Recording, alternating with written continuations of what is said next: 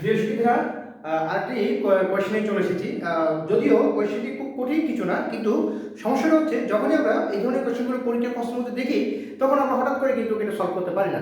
কিন্তু দেখে অনেক কঠিন মনে হলো, সলিউশনটা কিন্তু অতটা কঠিন নয়। দেখো, এখানে একটা বাইনারি সংখ্যা দিয়েছে, একটা অক্টাল সংখ্যা দিয়েছে, একটা দশমিক সংখ্যা দিয়েছে, একটা হেক্সাডেসিমাল সংখ্যা দিয়েছে, এবং তোমাকে বলেছে 100 জিরো। অর্থাৎ এটা মজার টুইস্টটা হচ্ছে, এখানে যে সংখ্যাগুলো দেওয়া আছে, মনে করি এটা দশমিকে দেওয়া আছে, আমি যদি এই 1টাকে বাইনারি সংখ্যাটাকে যদি আমি করি, তাহলে আমার এখানে কত হবে 1 * 20 পাওয়ার অর্থাৎ 1, আর এটা দশমিকের রূপান্তর হয়ে যাবে। রূপান্তর না হলেও আমরা কিন্তু জানি 8 যদি করি, ওই জাস্ট করে দেখানো।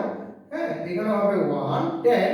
আমরা যদি এটাকে করি দশমিক, এটা দশমিকে দেওয়া আছে, এটা আমরা 1 হবে, এবং দেন আমার হচ্ছে কত 16, এটা হবে 1 * 16 0 অ্যাজ ইউজুয়াল, এটাও কিন্তু 1 হবে। অর্থাৎ 10, আমি যদি সবগুলো 1 কে যোগ করি, আমার কত হবে 4/10। এখন আমি যদি 4 কে যদি বাইনারিতে রূপান্তর করি, দেখো 2 × 4 ভাগশেষ নাই 0, 2 × 2 ভাগশেষ নাই 0, 2 দ্বারা একটা ভাগ দিলে এখানে 0 হবে, এখানে 1 হবে। অর্থাৎ উত্তর লেখার সময় কি লিখতে হবে 4 10 = 1 0 0 1 2।